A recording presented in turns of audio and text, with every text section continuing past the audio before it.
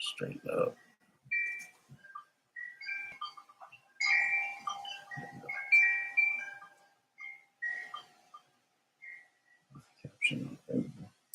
Okay. We are live on both. We're live. Peace. Okay. So we open up, as we always do, in the name of Allah, who appeared in the person of Master Farad Muhammad, to whom we forever and ever give praise and thanks for raising up a divine leader, teacher, guide, and example in the person of the Honorable Elijah Muhammad. I don't know what the audio, bear with me. Still getting used to I might have to speak up a little bit on the YouTube. It's not picking up the full audio, so I'm going to speak up. So today's topic is going to be Nickelodeon, solar eclipse, and of course, message to the black man. It's not going to be a very long dialogue. Peace. It's not going to be a very long dialogue. The last week was quite extensive. This week it's been a very productive week, and it took a lot of energy. So I don't want to not necessarily overextend, but I don't want to bleed that into this. I want this to remain, for lack of better words, pure. You know, I want to keep my vessel clean. So we've opened up in the name of Allah, in the person of Master Farad Muhammad. Next is, I want to say, dear Lord, give me the wisdom to do the thing you put me on this earth to do in a way that pleases you and serves the people you put me here to serve. So what that does is construct a mind frame in which to deliver or to dialogue or to share information, because we don't want to step outside of the bounds. You know, it can, especially today in these times, it's very dangerous to speak on things and then not take responsibility for the things that are being spoken on, and not take accountability for the things that are being spoken on. And what the reason of that is in accordance to a universal law, also mentioned in the Holy Quran. Now, my pops told me anytime I mention the Quran or Bible, I should come with the verses. And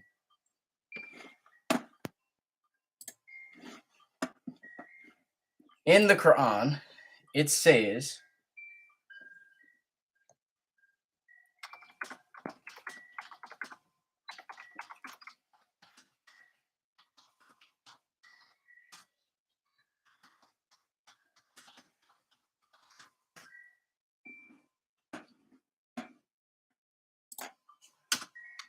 bear with me.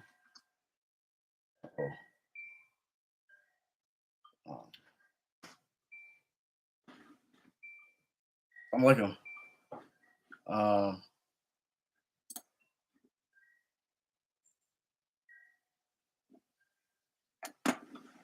This is interesting. So we have, the reason why I say this is interesting is because I have another verse of the Quran that I planned on speaking on already, written down. And then this verse that I'm referring to has come up, and instead of going past it without giving you reference, I'm searching it and having it because it just came up. It wasn't planned, you know. And so I'm taking the time to reference the specific verse, and it's the same exact surah or chapter in the Holy Quran as the one I was already going to refer to. So all praises are due to Allah. And it's Al-Ma'idah, which is the food. Food is anything that you consume. Allah is the best of planners. You know, God is in control of all things. And so going back to the verse that I previously made reference to, it's also in Al-Ma'idah, the food, and it is on Surah 101, or excuse me, Surah 5. Surah means chapter 5, and verse or ayah 101. So chapter 5, verse 101. It's very, very similar references to what when we go into the Bible, we quote chapter and verse. So when I mention Quran, we'll also go Surah or chapter 5, verse 101. And it says, O ye who believe, or O you who believe, do not ask about things which, if disclosed, would displease you. If you ask about them while the Quran is being revealed, they will be disclosed to you. Allah has pardoned you for it. Allah is most forgiving, forbearing. Now,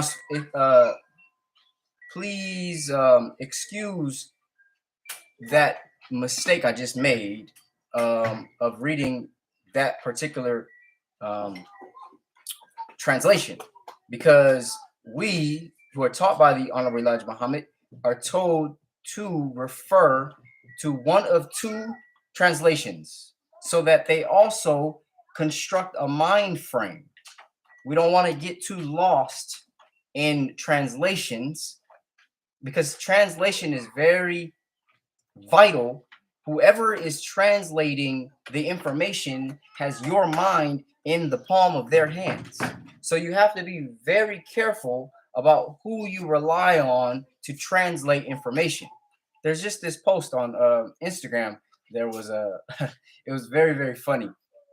There was three dudes. One spoke Spanish, the other spoke English, and there was a translator in between. And the translator, because he was translating things literally without the context, he was causing confusion. Now keep that in mind. Not necessarily the literal part, but the part where the power was in the translator's hand to either add clarity or cause confusion. And so that's why knowing the translator and the translation is very important, especially today. Okay, so I'm going to go down to this translation by Yusuf Ali. So the two translations that we are suggested and referred, mandated to refer to and depend on by the Honorable Elijah Muhammad is either the Quran by Maulana Muhammad Ali or the Quran translated by Yusuf Ali. And because I have Yusuf Ali's translation in front of my face here on the screen, I can also go to the one. Matter of fact, I like the way the book feels, me personally. So we're going to go to chapter 5, verse 11. Excuse me, verse 101. Chapter 5, the food, verse 101. So chapter 5, Bismillah. Chapter 5, the food. I wonder if this is going to go backwards. Chapter 5, the food.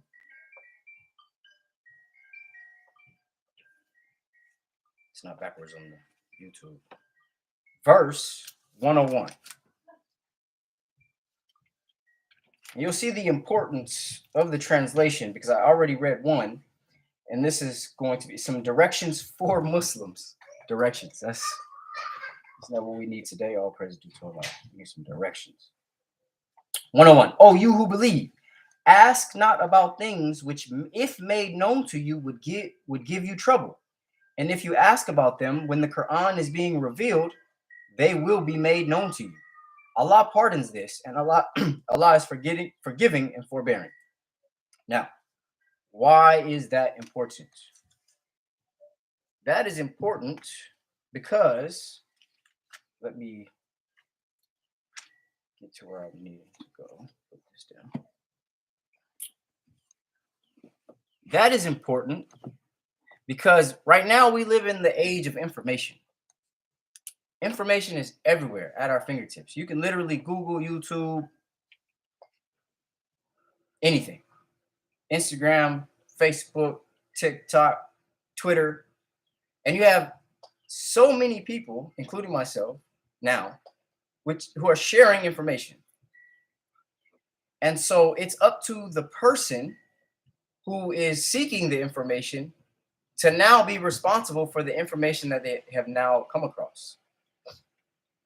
That's another reason why it seems as though time is moving faster than it previously was. Because the amount of information that is being shared, it speeds up the amount of responsibility that we're required to take now that we have been given this information. Before, information was revealed or shared from a few sources or in a more intimate way. And it was up to the person consuming the information to control the pace in which they're being faced with information. So, for example, I was just watching an interview, which I'll refer to again later on in this dialogue, about a ex CIA agent, and he was saying that the velocity and the volume of information has increased, whereas just a few years ago, his father used to, my father as well, I remember this vividly, used to wait. He used to make my brother and I, my little brother and I, he used to make us go around the corner, walk to the store, and go get him a Sunday paper. Them Sunday papers were thick. I think they were like $1.25.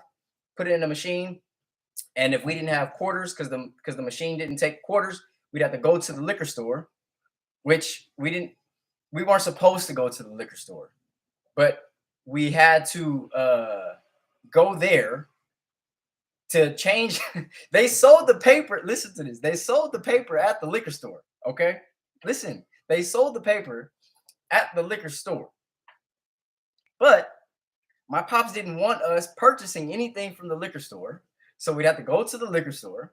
If he gave us $1.25, because the machine don't take dollar bills, go to the liquor store, get the change, and then go back to the machine, put in $1.25, and get the paper. Now, so we'd have to take the paper. Now that Sunday paper was thick, okay? And the ex-CIA agent was saying that this information, although it is compiled in one place, the person who's reading was in control as to how much of that information they would actually consume at the speed in which they could read, right? So it gave the person at least a little bit of independence over the information that they could, or the speed in which the information that they would consume. However, now in 2024, when we have all this different information at our fingertips, if we're watching a video, the only control we have is pause, fast forward, rewind, or not watch. But the information is already out there. And so as soon as the information is shared, just like how in the verse in the Quran says, don't ask a question if the answer will cause you distress. An example of this is back when I used to work at a restaurant, and I was still in college. Trying to think of the years before 2016 had to have been. So after high school 2010, after graduating college 2016, in between that time, I was working at a restaurant, and I was working to become a bartender. And this was when I was not really focused on Islam at all when I was working at the restaurant. And I was still searching for, because I was raised up in the teachings of the Honorable Elijah Muhammad from my father. But growing up, it's almost as if when you have something, you don't value it. It's like children growing up into money. It's difficult. It's easy to give the child money. It's difficult to give the child skills and appreciation for the money. So it's very easy for a parent to give the child Islam in a knowledge form or a book form or video form. It's very difficult to give the child the faith. In Islam, in Arabic, they call it the deen. Or it's very difficult to Muslim means an individual who submits to the will of God. So and there's no compulsion in religion. In Islam, there's no compulsion. So it's very difficult to and almost impossible to force someone to be Muslim. You force someone into submission, and the way that the Honorable Elijah Muhammad says is you cannot force someone to believe. The only thing you're going to create is a hypocrite. Okay, and that's not what we want to do. We don't want to force somebody to believe anything or force anyone to submit at all. That's all in Allah's hands. Allah will force someone to by circumstances alone. Okay, so with that being said, the amount of information that's being shared, and if someone takes responsibility, then the job of that information is done. But the reason, going back, the reason why time feels like it's moving a lot faster than it once did is because it's time is the measurement of motion. So things move in a tangible sense. In this third dimension, they move maximum at a speed of light. Things that are tangible moves at the speed of light. So that's the level in which we can execute. The quickest way we can execute is at the speed of light. However, our minds move at a much faster pace than light. Okay? Now, without getting too far out of the bounds, because we want to lock in on the basics and not get too lost into luxurious information, we want to lock in on the basics. Okay? So for the purposes being, just like in the Quran, it says, do not ask questions that will cause you distress. So going back to my story of me working at the restaurant and searching for my path, because my name means the blessed warrior of Allah. Fatan means blessed warrior of Allah. So I always had that as an anchor, but I never knew what that would look like in execution other than what my father had shared. So going back, like I said, it's very difficult to give a child submission. It's impossible to give a child, you can lay out parameters and you can have instructions and you can have consequences for not submitting to those instructions. But from the inside, internally, you cannot force. It's almost like it's the same way that you cannot force someone to be determined. You can give them responsibilities. You can give them all rewards and benefits. But if it does not come from the inside, if they're not internally inspired, it will not produce a sustainable result. Okay. Now, with all that being said, I grew up with my father always referring to the teachings of the Honorable Elijah Muhammad. Me always being inquisitive and curious, but it didn't, from the inside, I was not inspired to submit to those teachings for various different reasons. And we can go over those things because if I, growing up in it, had my own issues, I know you, if you, I mean, there's nobody here at this moment, but I know people who have never been exposed to this information are going to have their oppositions. Just like, my wife, she has questions all the time, great questions, and I want to have her. So continuing on, where it says, oh, excuse me. I was working at a restaurant. I don't want to get too far off track. I was working at a restaurant, and during this search, I was going to every organized religious practice, and man, I've been to churches. I've been to the Protestant churches, the Baptist churches. I've been to the Catholic churches. I've been to the Buddhist temples, Hindu temples. Just searching, just looking, just wanting to find something. I think everyone is faced with the desire for purpose. I think that's we can all relate to that. Just having a sense of uncertainty, and I think I give all praise and thanks to Allah now for not giving me the certainty that I have now then, because through it, it's like there's that quote from Kung Fu Panda, Master Sifu, Master. Master Sifu he says, one often finds their destiny on the road they took to avoid it.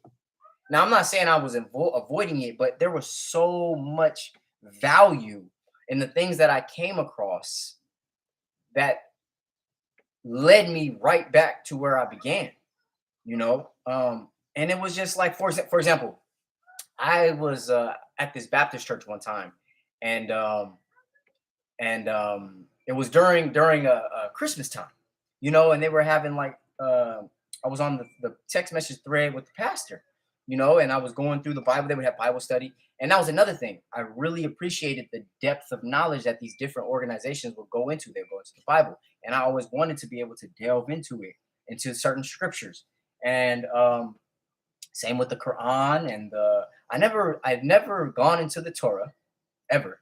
I've read the Bhagavad Gita, things like that, and I've gone into different spiritual books, and I think we all can relate to searching for different spiritual guidance, because if we feel like we don't have it, then there's something missing. And naturally, as people, we don't want to feel like something is missing. So that's what causes us to do other things. Sometimes drinking gives us a little bit of fulfillment, or hanging out with friends doing things we know we're not supposed to be doing gives us fulfillment. Having children gives us fulfillment. And then once we have the children, the fulfillment is only in trying to give the child the things that we didn't have. And so if we don't have spiritual food to give the child, then the child will also be equally as unfulfilled as we are. And so it's a vicious cycle. And it's better to have a cycle of acceleration or ascension than it is to have a cycle of stagnation or a cycle of descension. Okay. Now, the reason why I say that is to give myself an example. I myself can say that my father gave me the tools necessary for spiritual development. Absolutely. But since I didn't accept at the time what he gave me, I was in a process of spiritual descension, as well as I continue to seek and still not accept as a ascension. So I mentioned that part to say that even if you are on a search and you find something of value and you share it with your children, the simple fact that you share without forcing them to accept will ignite a sense of ascension, spiraling upwards rather than spiraling downwards. A lot of times what happens is we find something spiritual that resonates, or that we agree with so wholeheartedly, and we value it so much that we want to share it with our children in a way that doesn't give them any room to any flexibility, any room to basically disagree, and it causes them to be so it's like stiff-necked that there's only room for dissension. So the instruction in that I'm receiving, all praises are due to Allah, is by sharing information, we should be strict in our practice for self and discipline for self, but be understanding and patient with others, because we can't force someone to believe. You can't force someone to like be determined. Now, there are certain things that are enforceable, and we'll get into that. We have to get into that. But as of right now, you know, we're walking. We're not running. We're walking at a pace. Now, I was going back to my story. You're gonna have to bear with me. I like to paint pictures. We're building. Going back to my story, I was working at a restaurant and seeking, and I was going to and I was in college as well. So I had what do you call them?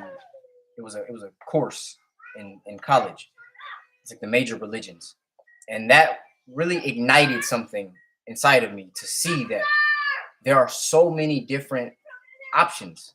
Growing up in Islam, you don't really know. You think all it is Islam, Christianity. You don't really know that there's so many different other. Well, for me, I can't speak for any other Muslim. I mean, some people travel the world and know that there's thousands of different religions. For me, I didn't know. I was ignorant in that fact. There was God, there was devil, and then there was other people. Now,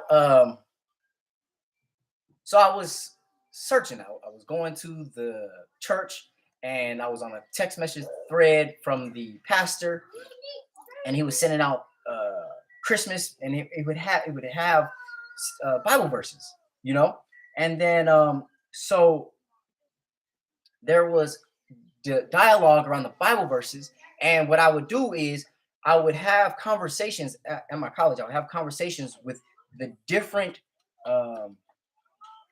groups that had Bible studies. I remember one time I was walking, and I was like, you know what? Talking, and I was speaking to God, and I said, please give me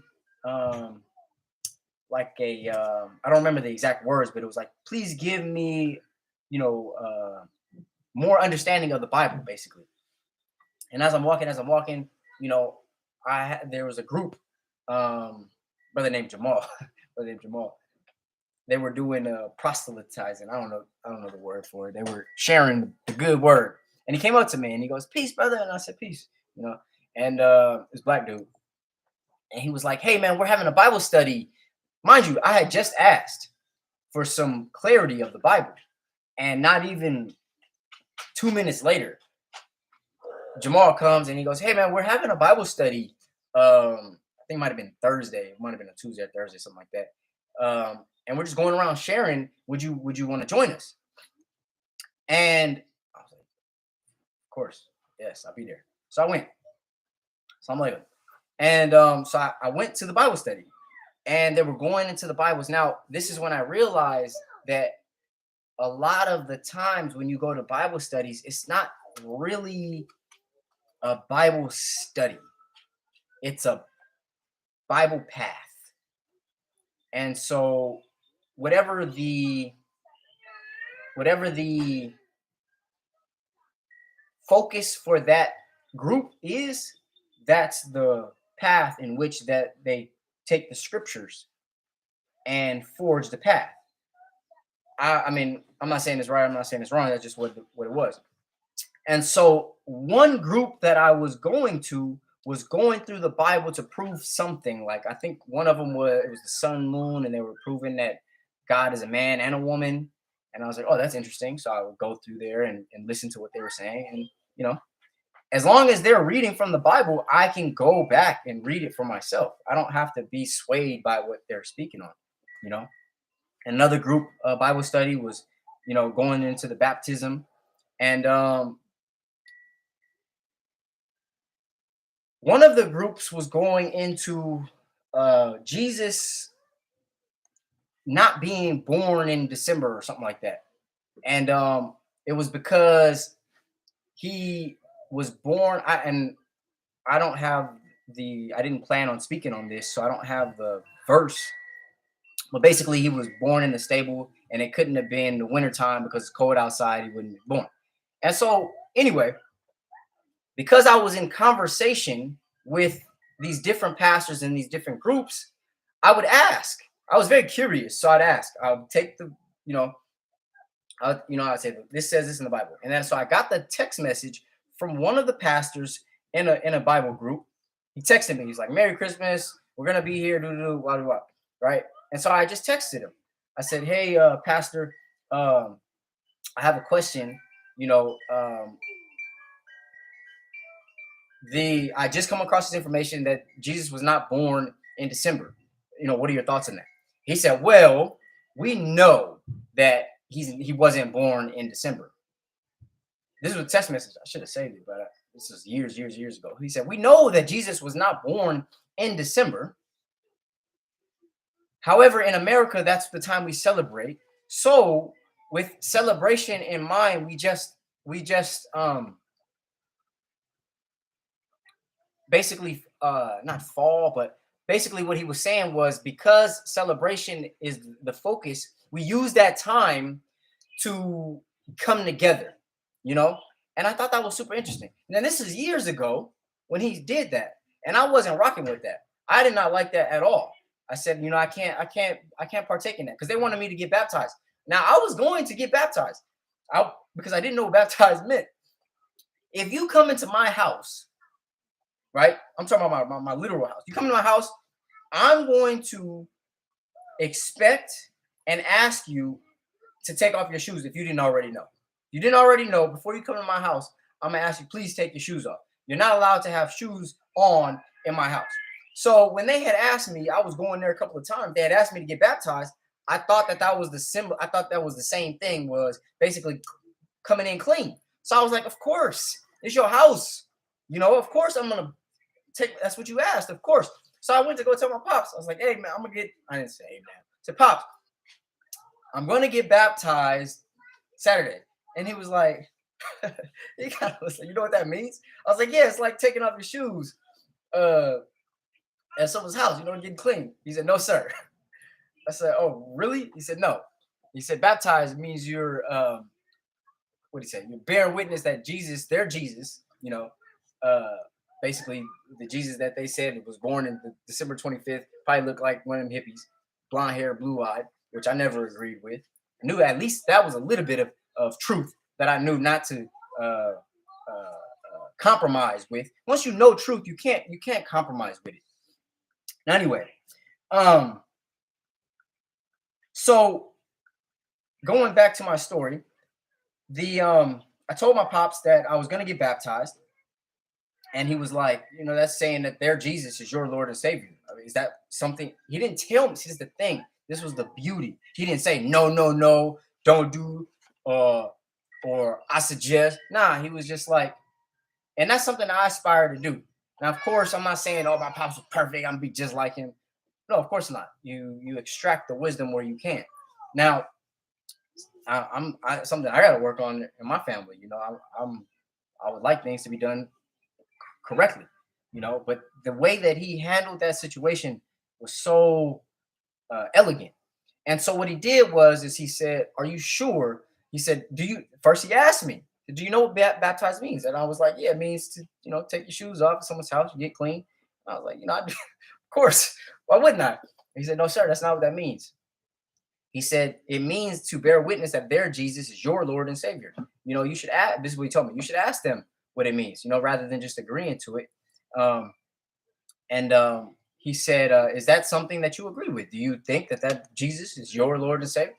And I said, "No," because at least the minimum I knew we had a lawyer. I mean, a Lord and Savior. That our Savior has arrived. I'm just wanting to flip over all the stones to see what there is. Now, take a long story. So on this path of searching, I didn't go there. I chose not to get baptized there. Also because the pastor was like, "Oh, we already know that Jesus wasn't born in December. It's just the point that we getting together." And I just couldn't. I mean, you're charged with leading the people on a spiritual journey. This is their people's lives. So at least you could do is tell them the truth and let them decide.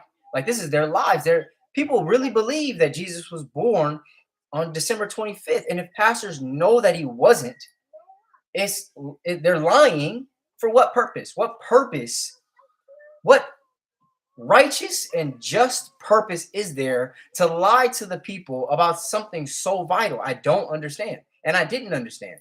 And moving forward, I mean, I see how we get together collectively, and we're like, yeah, I know that um, uh, Thanksgiving is, what was a terrible time, but it's just about getting together. And it's like, as a family, as a father of my family, I get it. I understand that, and even us, like we get together during Thanksgiving to have, as a get together to bring people together. But and I'm not justifying, I'm just saying the connection is that it's not connected to its source. It will be better served if we didn't choose to use that day. Even changing the name to Columbus, or what was it, to from Columbus, or not Columbus Day. So I'm tripping. Um, Mixing up two different days. Same, the Indigenous Peoples Day is what they changed Columbus Day with, and that's terrible. Okay, now, give me 1 second.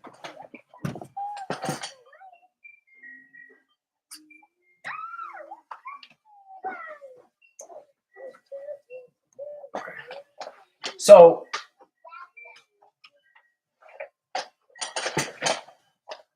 I don't want to go on too far, too many tangents. It's a lot of information to go over.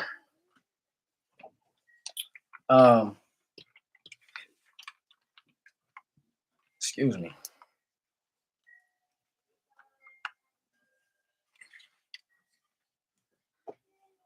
Oh, that'd be cool. 1 second.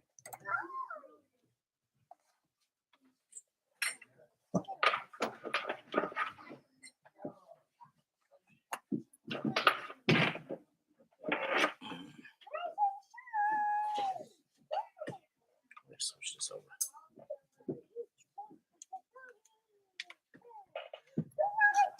That'll work.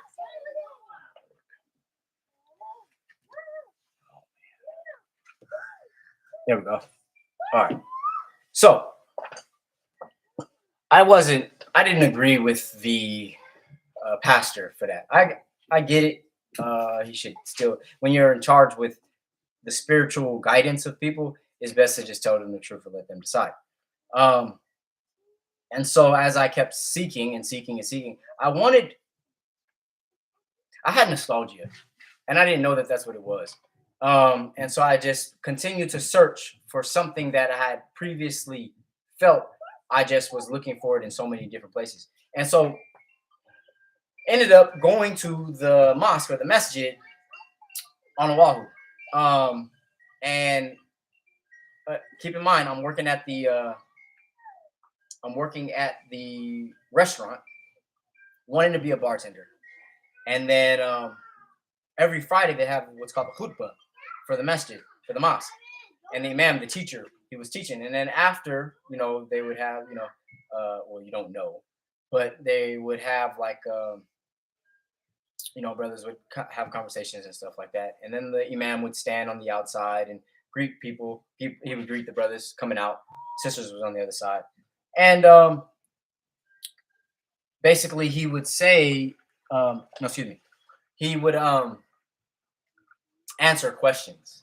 And so one of the questions I had, I said, Assalamu alaikum. I said, I work at a restaurant, and I'm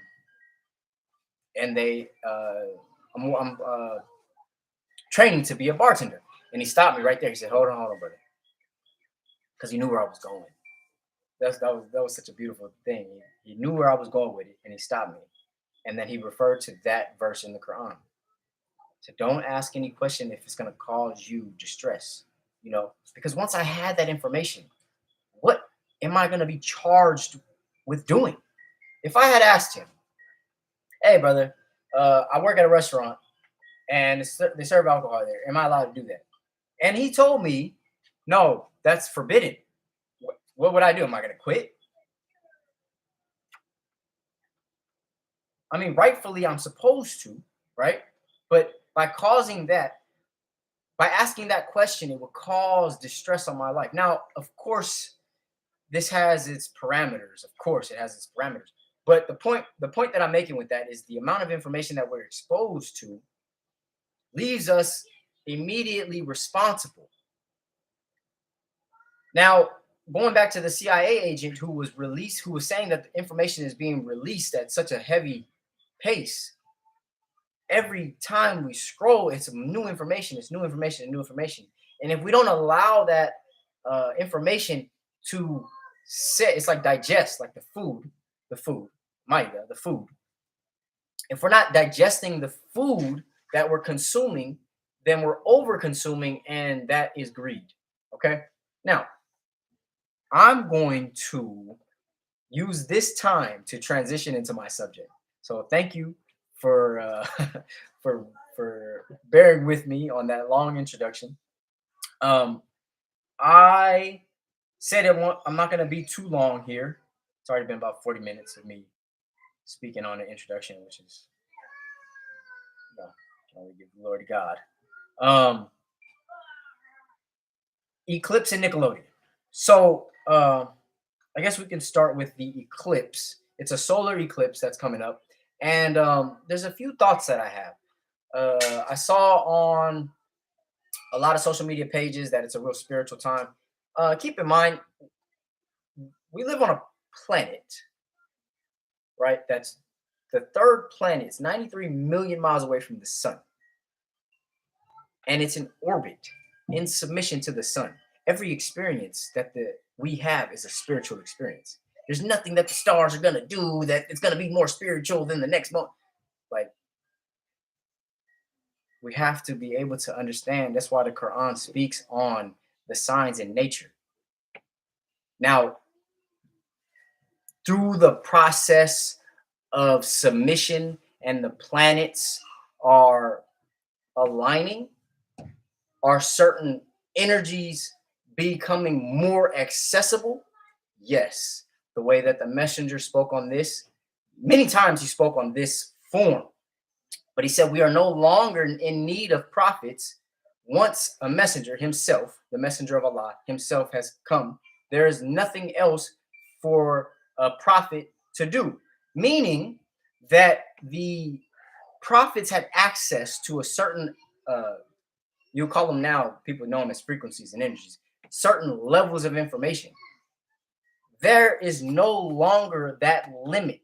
There's no longer a limit to the information. We're not limited to the information that the prophets had. We're now living in a time where everything that they prophesied about, we have now access to. When they said that a return of God brings revelation, now we all have access to that. And so now I'm getting too far off. Got to go back to the basics. Eclipse. I was watching a video of some quote unquote, no disrespect, I'm just doing that to bring emphasis, quote unquote, Native Americans, indigenous people. And they were saying that during that time, it's such an intimate time that the planets, the moon and the sun, because a solar eclipse is when the moon is going in front of the sun. It's such an intimate and powerful time that they don't go outside. There's so much work that needs to be done on the inside that they don't. It's almost as if they didn't want to take responsibility for witnessing that, because it's like I said earlier in the post, we want to purify our vessels so that new energy is like having a dirty cup. You don't want to put clean water in a dirty cup. You want to clean the cup. Okay, so what does it have to do with the eclipse? Now, interesting enough, it's a solar eclipse. Okay, now what is a solar eclipse? A solar eclipse, I want to use the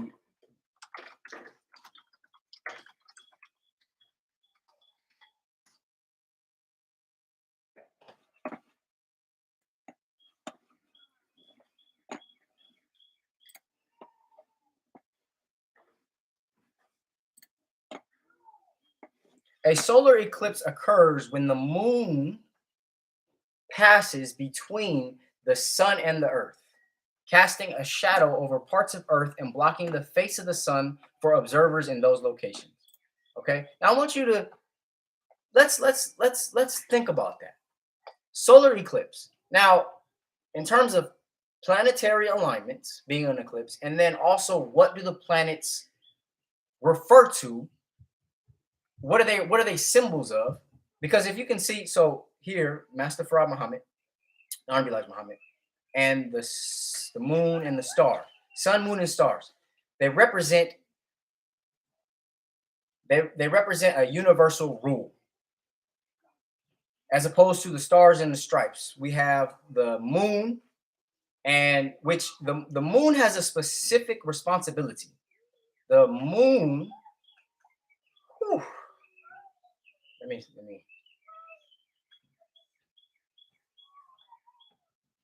we have to pace.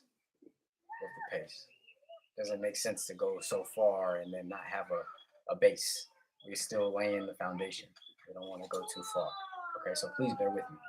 Okay, so why am I saying that the solar eclipse is important? Well, the sun represents truth, and the moon's purpose, it doesn't have a light of its own. It just reflects the the sun. When something shines, it doesn't have a light of its own. Something glows and then shine as a reflection. So the moon does not glow. It has no light of its own. It only shines. It only reflects. So you have the sun, which actually glows from the inside. It literally glows from its core. Then you have the earth, which has a core but has no glow either. And then you have the moon, which was once part of the earth. The moon, which has no water on it anymore, reflects the light of the sun. So that's when you have a full moon and it's really bright, it's not producing any light of its own. It's really bright because it reflects the sun. Now, when I see eclipse, I'm thinking, now this is from the Quran, in terms of light being truth. That's something we can agree on. Moon reflecting truth. A lot of times the moon is also referred to or symbolizes the messenger, because the messenger or prophets have no truth of their own. They reflect the truth given from God, the truth from the sun. It's a symbol. It's a symbol, and then we receive it. Okay. Now, why is that important? We see the sun shining, and then the moon takes it upon itself to get in front of the light of truth, causing an eclipse. Okay, now that's something that should be. I can understand why the indigenous people, as so-called Native Americans, would take that time to not be outside and celebrating. They took it as a time of profound a profound experience, or something that's not necessarily something to celebrate about and get all happy about. It was a time of sincere introspection.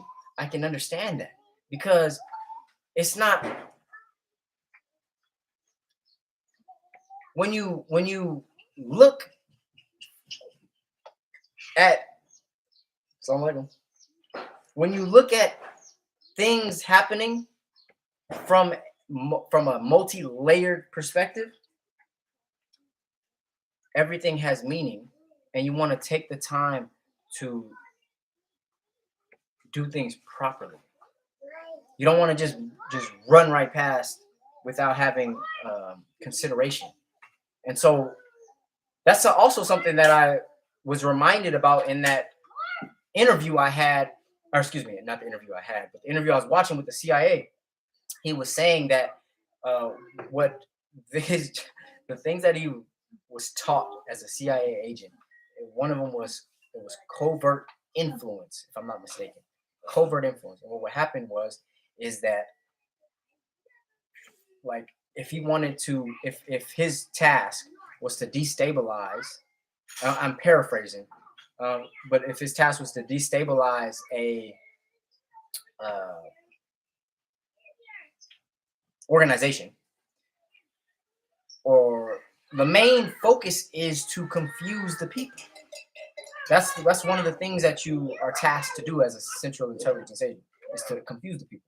So what you would do is you would find out what dissents of information, what information people are already disagreeing about, right? They're already disagreeing about something. So then what he would do is release information, he meaning, their organization, will release information that supports one side. And so that would fuel that flame of one side, right? And then later on down the line, to cause more confusion, they would release more information to fuel the other side. Oh, excuse me. There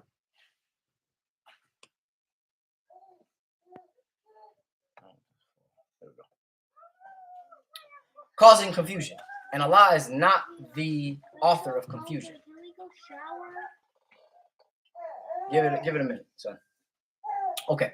So the eclipse is a time when the sun is being eclipsed or covered briefly by the moon. Okay. Now, with that being said, I mean that if you can take it from a spiritual and a scriptural perspective, and it says in the Bible, it says that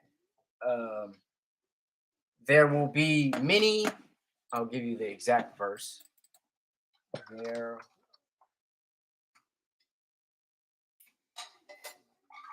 will be many false.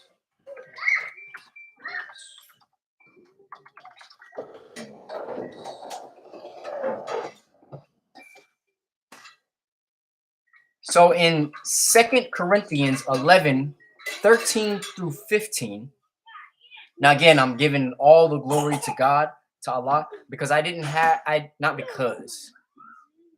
There's no because, it just is. At the same time, I didn't plan on having, this has just been, stop playing with the water, please.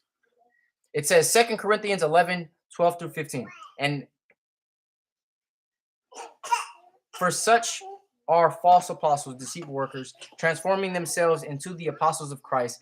And no marvel, for Satan himself is transformed into an angel of light.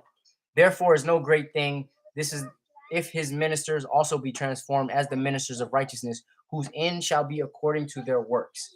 Now, the part that stood out to me was they will be masquerading as messengers of the light. Masquerading means to basically appear as such, but actually not being as such. And so when I see something like the eclipse and that moon, of course, these are just planetary alignments. But what can be extracted from that is at a time when, according to indigenous practices, was such a powerful time that they would not be out celebrating, right? And so a way to stay objective is to get information from all aspects so that you're not being biased. You want to understand what's going on. I want to know what the indigenous practice was. I want to know what the quote unquote spiritual community is doing. I want to know what the science community is doing. Okay. And so, because I don't want to just be running off and, oh yeah, we're going to get powers and all that. It's just, I mean, the way that the planets are in submission to the sun in its very essence is power. That's real spiritual power. That's the essence in which we were created. So that's power within itself. Okay. And so it said in the Bible that during that time, meaning now, there will be messengers masquerading. There will be people masquerading, false prophets masquerading as messengers of the light. Right. And so that's how I view that eclipse being going in front, having something that has no light of its own, going in front of truth to block out truth. Okay, now, so that's my views on. Uh-oh, uh-oh. Okay, that was echoing.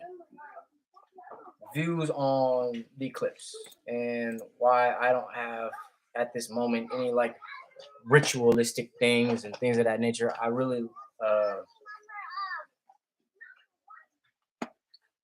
I admired that perspective of the indigenous folks. I don't completely agree with it, but I admired it and I understand it. Yeah, it's a clear reminder as to, even in Islam we're told to pray 5 times a day at the bare minimum. And even myself, that's a heavy task. You know, it's something that I myself struggle with. And so when I understand that the planets are in orbit around the sun, and which is basically a routine, the simple fact that our prayers are also on a routine, these things are in alignment for me mentally. You know, so I don't overly value one event and undervalue another. I think the fact that the Earth can maintain 93 million miles away from the sun in itself is heavy value. That should get as much celebration as an eclipse is, or an eclipse does. You know, the simple fact that the planets can maintain, the sun can maintain uh, harmony with 9 other planets. That in itself, we should is cause for celebration, much more than an eclipse, and much more than an eclipse, which is only happening every so often. Okay, now, next thing before we get into the message of the black man, speaking on Nickelodeon, Quiet on Set. All right, so I watched that documentary, and there were things that I liked about it, and there were things that I did not like about it. So just for me, growing up, I used to watch those shows like Drake and Josh and the Amanda Show. I really remember those shows. All that with Keenan Kale. Dude was going crazy on orange soda. And I used to really watch those shows. And so it was, watching it on one end was nostalgic because it was a reminder of my childhood and a lot of our childhoods.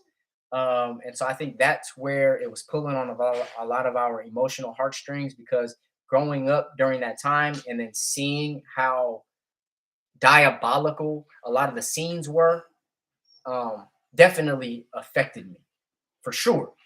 And then just seeing like how just disgusting, how filthy that what was going on was. What's going on, Will? Good evening. We're speaking on Nickelodeon, Quiet on Set right now. I don't know if you watched it, but like I was saying, I grew up during that time, and so just watching it, it was like, not only was I disgusted, I like, and when I said like, I'm not saying that I liked the documentary, but there was things that I agreed with, and then something that I had an issue with. Okay, now I like that the documentary, they were exposing that these two dudes were just disgusting. Okay, and so these are the types of things that should not be allowed, that I was saying to before. Like, you can't force somebody to believe, but you can't force somebody to act right. Okay. Um, and so with that being said, the thing that I did not like about the documentary was that it gave them to the documentary gave the industry two scapegoats. It was like the industry was giving us some two people to demonize. It was, and I don't even remember the dude's name, but there was two disgusting pieces of shit. Okay, and the documentaries gave us two faces to the bad guys, and I didn't like that. It was cool, but it wasn't at the same time. It was cool that it gave us bad guys, but it wasn't cool at the same time because it minimized or it minimized the truth. The truth is the entire we spoke on last week how these jesters represent their rulers, their kings, the system in which they submit to. They are representatives. So these two dudes that were taking advantage of these children and putting out these filthy scenes for us as children to watch, as part of our upbringing. They were part of a larger industry that that's their whole agenda. They are responsible for so much of, I mean, it's all coming out right at this moment. They're responsible for a lot of the child sex trafficking. They're responsible for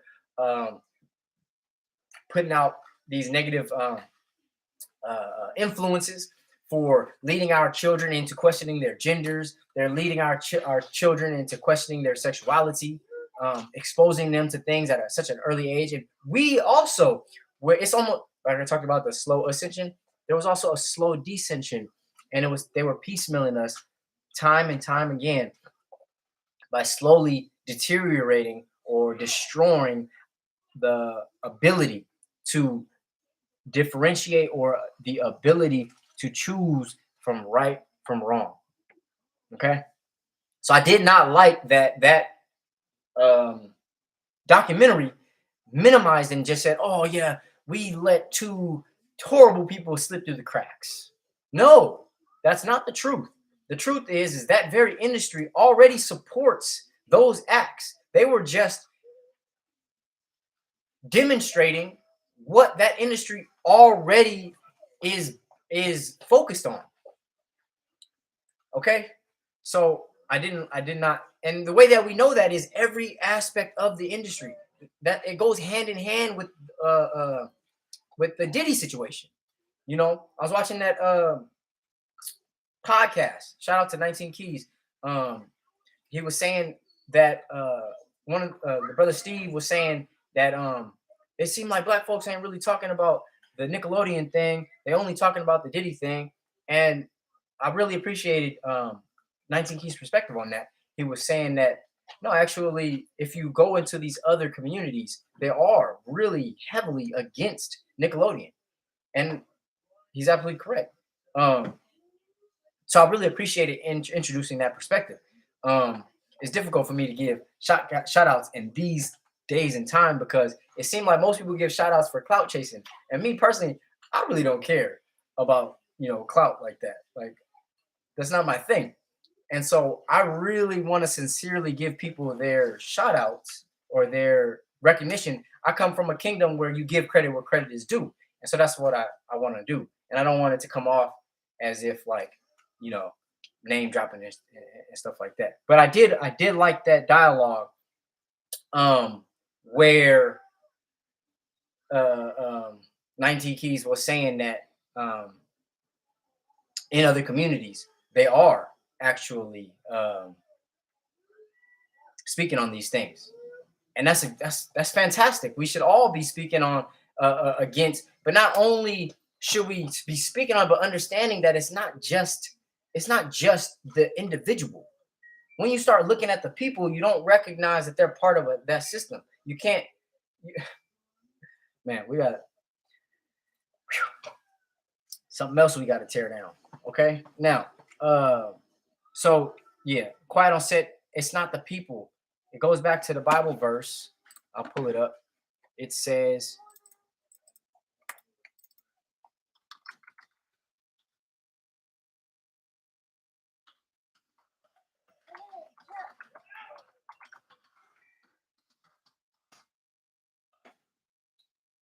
Ephesians 6:12 in the Bible. It says Ephesians 6:12.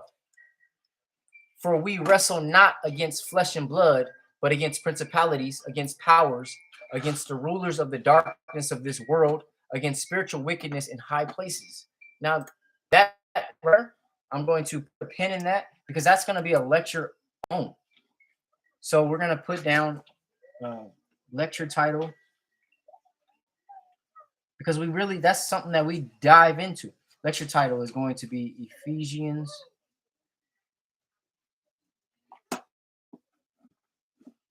6:12. I don't like that these documentaries is giving us scapegoats. Uh-oh. It's not good for us to be accepting. Uh-oh. It's acting up on my YouTube. YouTube Abu Gaddafi. YouTube side. It's not good for us to be accepting scapegoats. That's something that these industries will do. They have already planned scapegoats. If you imagine, you running after your target, and then they throw something out there, and then it trips you up. It's the same concept. If the collective people are chasing down after these wicked industries as a whole, and they start giving us scapegoats, that we should not be focused on so heavily on the scapegoats. P. Diddy is just a scapegoat. These guys from Nickelodeon are just scapegoats. We have to focus on the industry, like it was just saying in Ephesians chapter 6, verse 12. Okay, so we'll get into that. My computer is tripping at the moment. And so we went over the Eclipse and Nickelodeon. And so now what I want to do before I get booted off of the computer, I'm going to take some time. We've been on here for about an hour, a little bit over an hour. And so I'm going to go into the message to the black man. And we're just going to pick up where we left off last week. And then we will close out. Okay? So we are Message to the Black Man, page number 2. If you do not have this book, I recommend you get it, Message to the Black Man. If you don't know where to get it, you can reach out to me.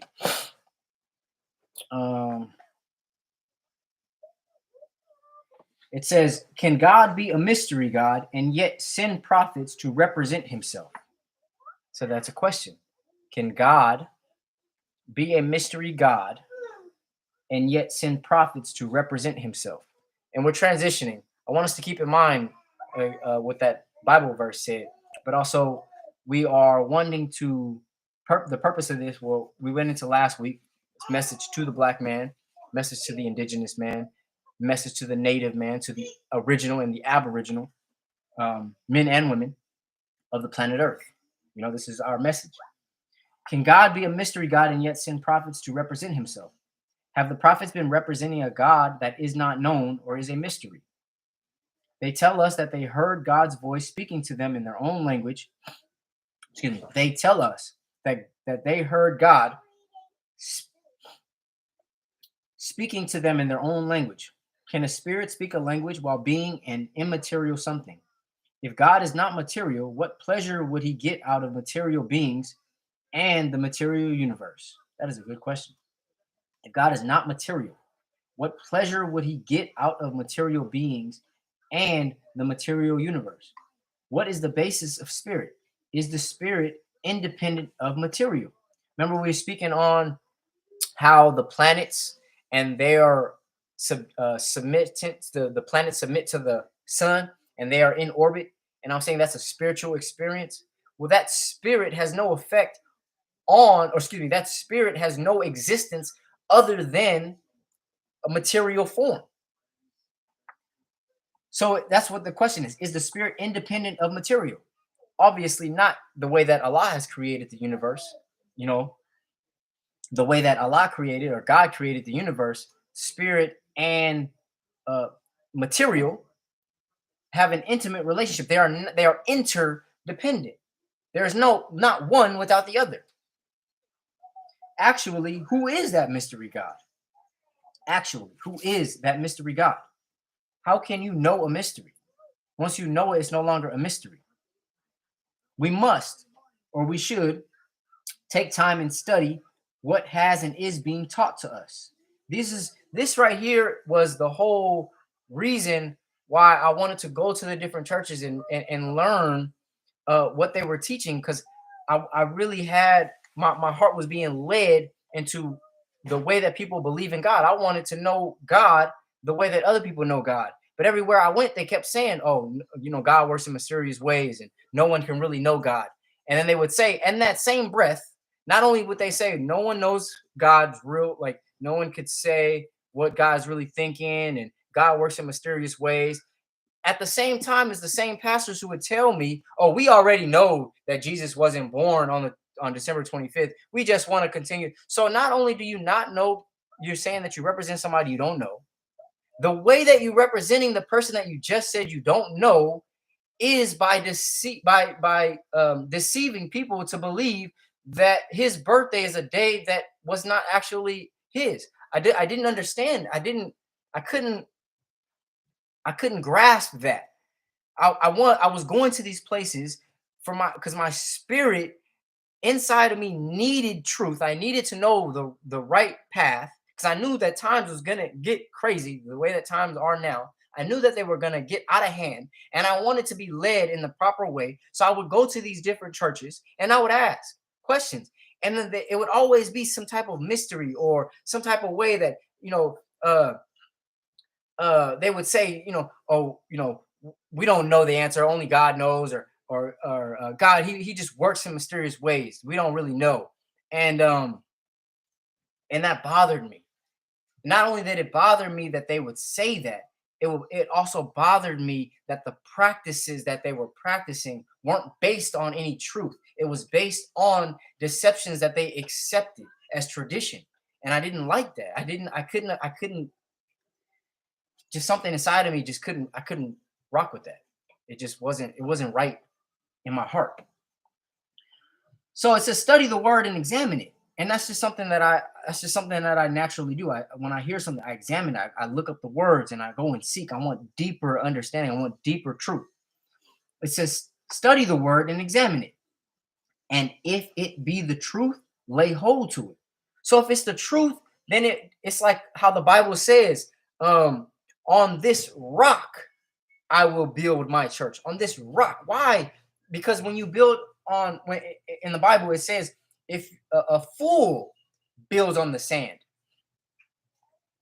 is not a place where it has any solid foundation. The truth is where the solid foundation is. So it says, if you study the word, you examine it, and if it be the truth, then you lay hold to it. If it's deception, then you got to let it go. Because if you are holding on to deception, then you will only be acting in a deceptive way. We don't want to be deceiving. We don't, that's what it says. People are going to take this time now, and they're going to masquerade as messengers of the light. And it's such a dark period in time right now. We have to be very careful about the things that we accept as truth, because we can be following something that we think is truth right down into hell. Something like the music industry. When we start, "Oh yeah, this rapper is starting to tell the truth," and we get so happy. We get so happy that an entertainer is beginning to speak the truth, when we know in the Bible it says that messengers of the light, they will come out and masquerade as messengers of the light just to lead us, the rest of the people, into hell. Isn't okay. To teach people that God is a mystery God is to teach people that God is a mystery God is to teach them that God is unknown. There is no truth in such teaching. Can one teach that which he himself does not know? That's a question there. Can one teach which he himself does not know? Can you teach something if you don't know it? That's a good question. If one teaches a thing that he himself does not know, he can be charged with lying to the people. So you step in front of the public and you saying you know this and you know that, and you actually don't know it, you can be charged with lying to the people. And that's why I really appreciate the fact of reading out of this book, because I can just say this is what the book says. You know, he can. This is like me holding on to the truth. It's because if I say something, I know that I'm going to be held accountable to it, and I don't want to be charged with misleading anybody. I don't even want to be charged with misleading myself. Not that I'm wanting to be, like a leader of people. That's a heavy responsibility. I'm gotta take responsibility for my family. That's where it begins. But that's the point. That's the whole reason with me diving so deeply into this spiritual direction is because if everything is going in such a disastrous way, now of course there is heaven and righteousness on the horizon. I can see that there's a light to the end of this tunnel. I know that there is, but on the day to day, the raise in foods, how expensive foods are getting, the things that are going on politically, the things that are going on in the industry, the things that we're faced with, and World War III being on the cusp, and industries are falling, and information is being passed on so many different levels, and there's no type of filter, and you have pedophiles coming out of everywhere. It's our responsibility as a man, as a father, as a community, to get to the truth so that we know how to lead those that we care for.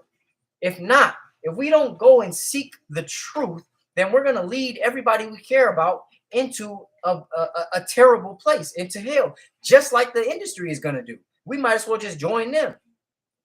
And so that's what leads me to actually going into and to really understanding what these different scriptures are talking about.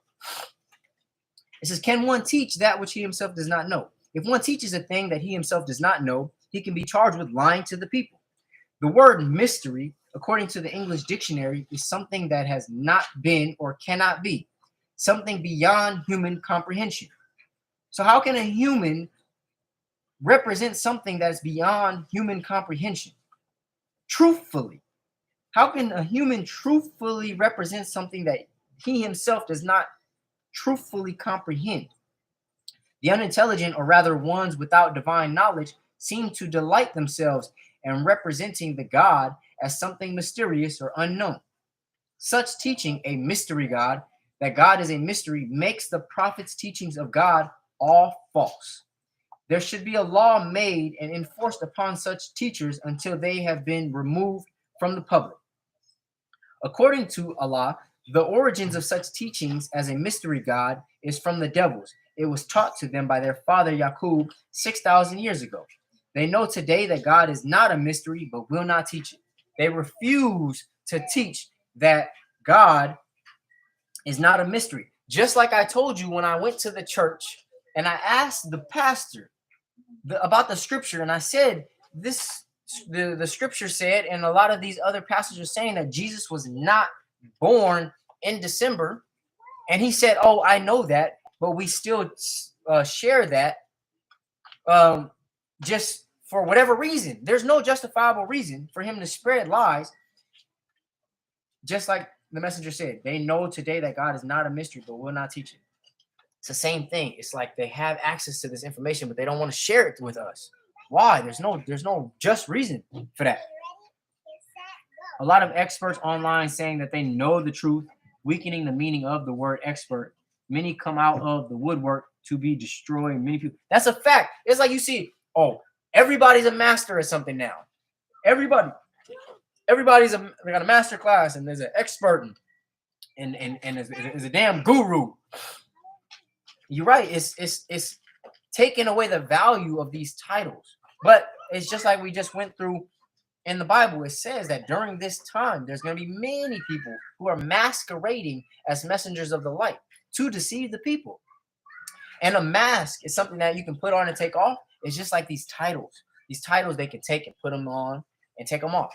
And I'm going to interchange the title because they know, either subconsciously or consciously, they know that these different titles inspire different emotions and inspire different effects in the people. So if we can put a title on there and it can inspire an emotion, I can snatch up your attention and lead you in whatever direction I want you to go.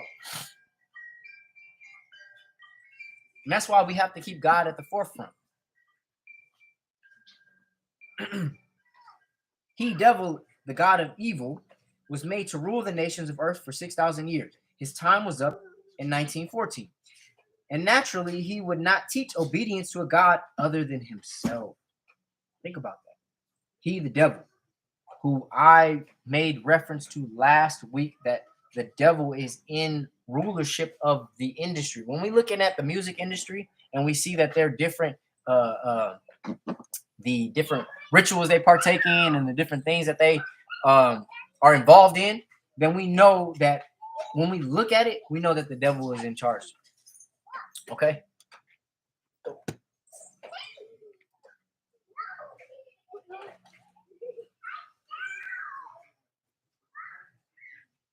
This thing is charged. Oh, let's just take this out.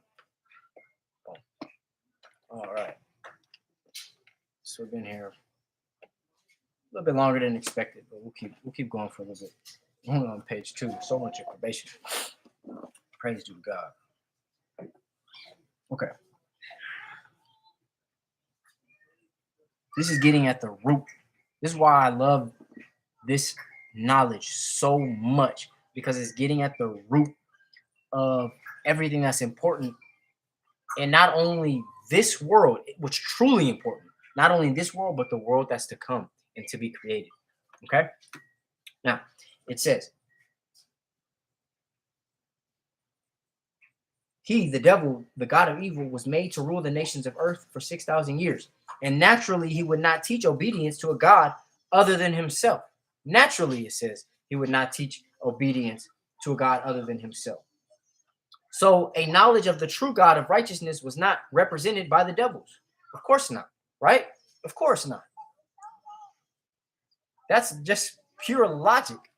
Something that we should think about. We should meditate on the word, as the Bible says.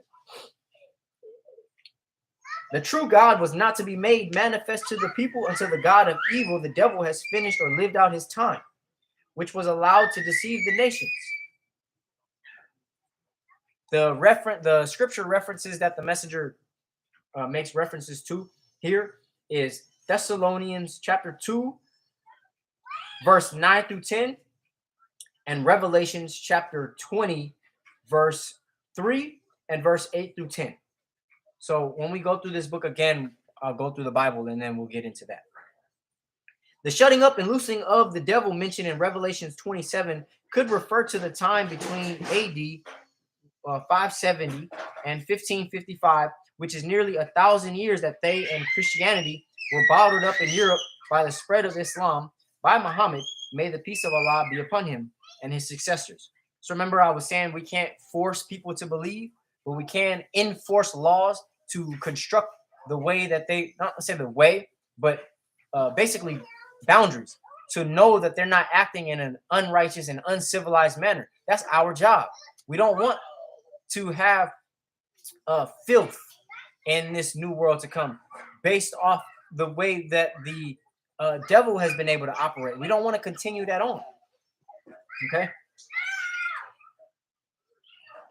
They're being loosed to deceive the nations of the earth would refer to the time AD 1555 to 1955 when they, John Hawkins, deceived our fathers and brought them into slavery in America and were loose, free to travel over the earth and deceive the people. Now, something that I want to write down, another lecture title is going to be blackbirding. Those of us in Hawaii and on the islands, any Pacific islands, tracing along those chains, we want to look into a time period called black birding. Okay, this is me plotting out and making lecture titles so that we can get into that information. It says, if the book right here we're reading says Message to the Black Man. Okay. That's just right. I got two, one here, one here. So that's what caused that issue. Okay. Blackbirding. So now their freedom is being interfered with by the order and power of the God of righteousness through the nation of righteousness. For the past 6,000 years, the prophets have been predicting the coming of God who would be just and righteous. You know, what's interesting is it says for the past 6,000 years, the prophets have been predicting the coming of God who would be just and righteous. Not only have the prophets been prophesying about that for the past 6,000 years, but any believing individual person that you go to, every group, religious or spiritual group, is waiting for somebody. This righteous God would appear at the end of the world of the white race. The end of the world, that's very, very important. That's important to emphasize, okay? Because that will add clarity for those of us who are faced with confusion and we're scared and we're prepping for the end of the world, you know. And I'm not wanting to speak like that to minimize, but I wanted to emphasize, because I know a lot of us are faced with that. A lot of us are faced with, what are we doing? What's going to go on? Even the Quran says we waste our time in entertainment when we should be focusing. And so it says here, this righteous God would appear at the end of the world. And then in parentheses, it says the world of the white race. Okay, so that's important. It's the time that we've been subjected under white supremacy, where every rule, other than the universal laws, every single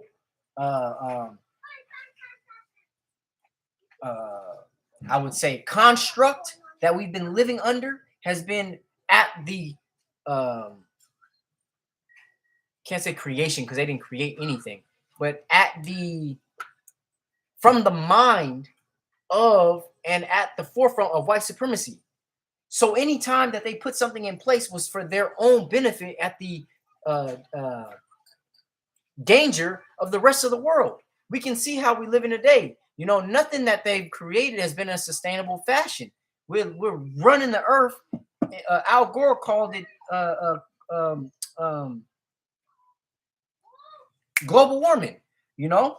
And so how can we look at the planets? They have been in orbit and in a sustaining fashion.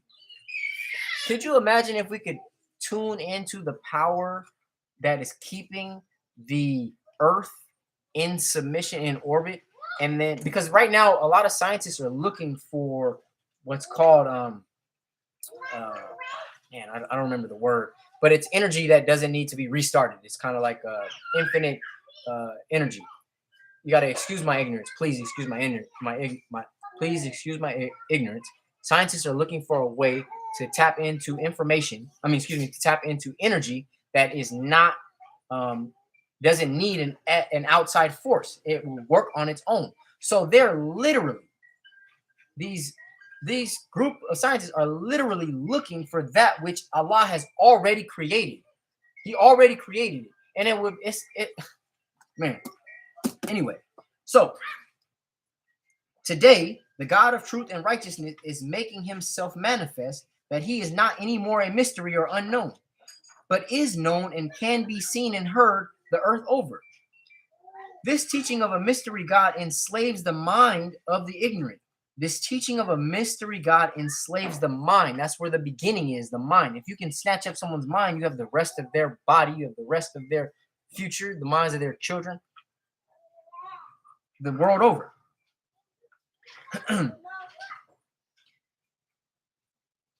My poor people are the victims of every robber. They are so pitifully blind, deaf, and dumb that it hurts.